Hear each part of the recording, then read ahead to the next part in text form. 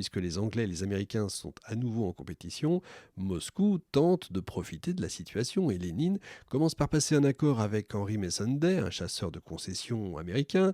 Day réussit alors à obtenir un contrat de 15 ans avec les soviets, pendant lesquels il remettra en état les puits de Bakou et pourra même en forer de nouveaux. À partir de 1923, Day commence la réhabilitation de la ville. Pour ça, il introduit des foreuses rotatives, des pompes modernes sur le territoire qui permettent aux soviétiques, là encore, d'améliorer leur appareil industriel. Et fort de son succès, c'est quand même incroyable quand on imagine ça, hein, c'est les Américains. Fort de son succès, vous avez Day qui est repéré par un certain Henry Ford Sinclair à la tête de la Sinclair Oil, une compagnie puissante qui se trouve être une petite sœur de la Standard. Et en tant que bon négociateur qui ne recule devant rien pour avoir ce qu'il veut, Sinclair embauche Day comme intermédiaire et il obtient à son tour un partenariat de 49 ans avec Bakou. En échange, il sort de sa poche quelques 365 millions de dollars et il plaide auprès des États-Unis pour la reconnaissance de la Russie communiste. Et voilà comment ça se passe. La même année, le président américain Warren Harding, dont il était proche, fait face à un scandale dont il ne se relève pas et Sinclair est précipité vers le fond avec lui. Ça s'appelle partir avec l'eau du bain. En 1924, Staline prend la place de Lénine, lui aussi, à la tête de la Russie, et son premier réflexe est radical. Il ferme les portes de son territoire à tous les capitaux étrangers qui s'y étaient installés avant et après la guerre. Évidemment, lui, il a gardé les machines. Par contre, il laisse une fenêtre ouverte quand même aux ingénieurs qui viennent d'Europe pour lancer son nouveau plan d'industrialisation de grande ampleur. Grâce à ces manœuvres, Bakou redevient dès 1930 un des sites pétroliers les plus prolifiques au monde. Bien joué!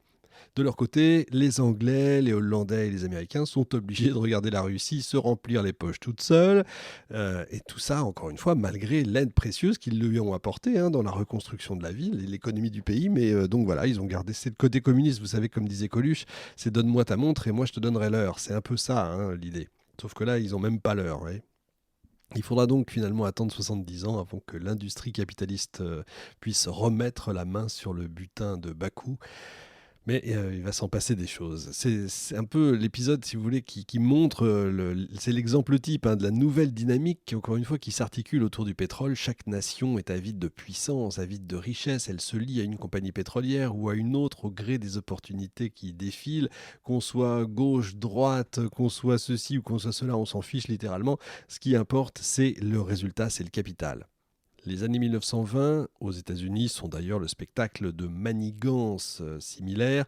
Souvenez-vous, on avait parlé du scandale politique qui a enterré le président Warren Harding il y a quelques instants, en 1923. Maintenant, il faut que je revienne en arrière parce qu'il faut parler de cet épisode-là. On appelle les Roaring Twenties, c'est les années 20 aux États-Unis, qui marquent une accélération sans mesure, si vous voulez, de l'industrialisation du pays et de sa consommation en pétrole. Pareil, il y a des moteurs à essence, les années 20 rugissent. Partout, les villes s'agrandissent, les appareils électroniques, alors électriques plutôt, envahissent les maisons et les voitures poussent dans toutes les allées de banlieue. C'est le moment vraiment, c'est la grande, c'est l'American Way of Life avant l'heure. Enfin, c'est le moment de vraiment l'explosion américaine. Encore une fois, souvenez-vous, ils ont vendu tout leur pétrole, enfin ils ont vendu le pétrole pendant toute la guerre, 80%, encore une fois. Et ils sont donc le premier pays producteur de brut au monde. Le peuple américain peut donc bien se permettre quelques extras avec une économie aussi florissante. S'endetter maintenant est dérisoire. Voilà ce que ça donne. Eh bien non, ils ne pouvaient pas avoir plus tort. Bien entendu, ils ne savent pas, mais ils vont dans le mur. C'est donc avec une pointe de surprise, une grosse dose de panique que le président Harding se rend compte, peu de temps d'ailleurs après son investiture, que les champs de pétrole américains sont en fait au bord tout simplement de l'assèchement. Même si les États-Unis produisent énormément de brut, son économie consumériste ingurgite presque automatiquement tout ce que les gisements offrent et les besoins en pétrole de la population ne font encore une fois qu'augmenter. En 1920, les principaux champs de pétrole du pays tombent les uns après les autres, que ce soit dans l'Ohio, en Pennsylvanie, en Virginie ou même à New York. L'assèchement des puits est fulgurant et général. J'en avais déjà parlé dans la première émission. Et Harding, bien sûr, ne peut pas rester sans rien faire, tandis que la plupart des plus grandes compagnies américaines se ruent vers la Californie, où on trouve de nouveaux gisements d'or noir. Le président américain conclut discrètement une affaire avec deux pétroliers particulièrement entreprenants, Harry Sinclair donc et Edward Doheny.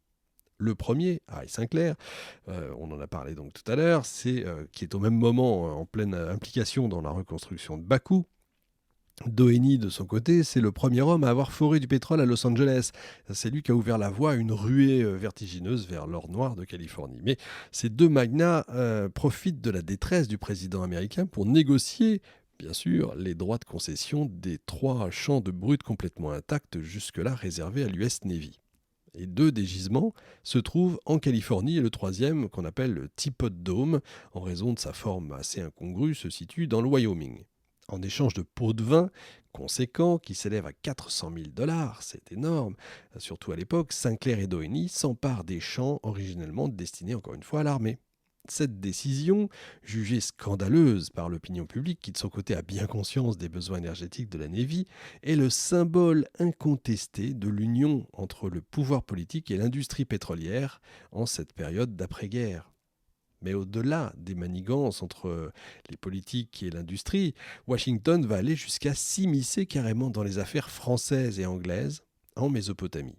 Alors que nos 3 puissances occidentales se disputent chaque centimètre carré du territoire mésopotamien, c'est cette fois les nations locales, pourtant originellement propriétaires de l'or noir, qui finissent par perdre au change. Pour comprendre ce nouveau conflit, il faut revenir un peu en arrière, là encore.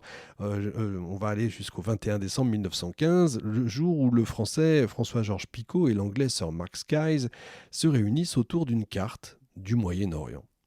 Ensemble, ils tracent une ligne à travers les terres de l'Empire ottoman qui vont du port d'Haïfa, en Palestine, jusqu'à la frontière perse où gît un lac de pétrole très prometteur.